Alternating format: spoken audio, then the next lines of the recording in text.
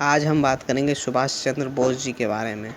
नेताजी सुभाष चंद्र जी का बोस का जन्म 23 जनवरी सन 1897 को उड़ीसा के कटक शहर में हुआ था।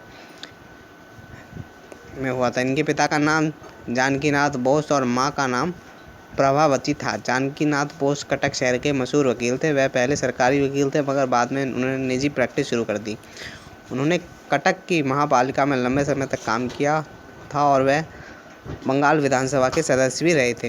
अंग्रेज सरकार ने उन्हें राय बहादुर का खिताब दिया था। प्रभा देवी के पिता का नाम गंगा नारायण दत्त था।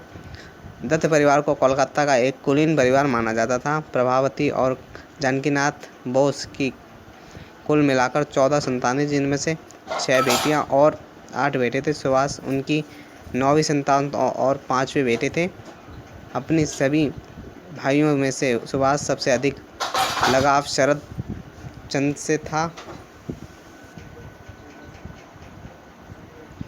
शरद बाबू प्रभावती और जानकी नाथ के दूसरे बेटे थे। सुभाष उनके महजत कहते थे। शरद बाबू की पत्नी का नाम विभावती था।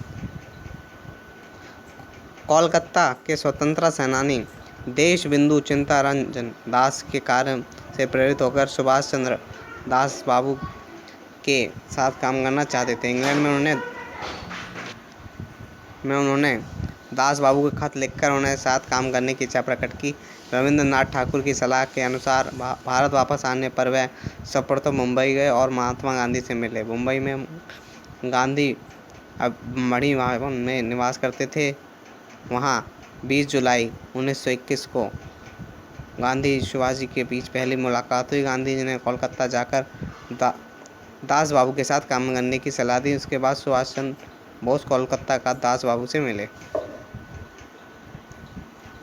उन दिनों गांधी जी अंग्रेज सरकार के खिलाफ असहयोग आंदोलन चला रखा था। दास बाबू इस आंदोलन का बंगाल में नेतृत्व कर रहे थे। उनके साथ सुभाष इन आंदोलन में सहभागी हो गए।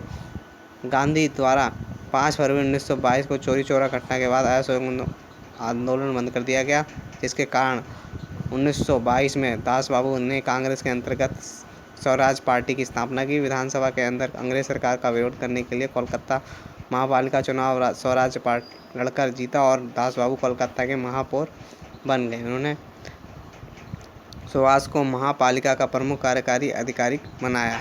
सुभाष ने अपना कार्यकाल में कोलकाता महापालिका का पूरा ढांचा और काम करने का तरीका बदल डाला।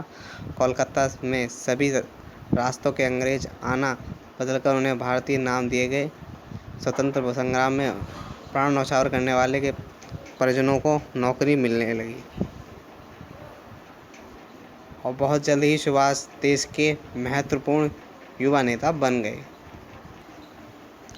कुछ इतिहासकारों का मानना है कि जब नेताजी ने जापान और जर्मनी से सहायता लेने का प्रयास किया तो ब्रिटिश सरकार ने अपने गुप्तचरों को 1941 में खत्म करने का आदेश दिया था।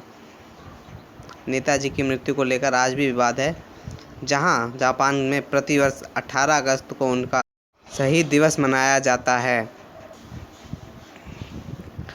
वहीं भारत में रहने वाले उनके परिवार का आज भी ये मानना है कि सुभाष की मौत 1945 में नहीं हुई, वह उसके बाद रूस में नज़रबंद थे। यदि ऐसा नहीं है तो भारत सरकार ने उनकी मृत्यु से संबंधित दस्तावेज अब तक सार्वजनिक क्यों नहीं किए? यथार्थवश संभव नेताजी की मौत नहीं हुई थी।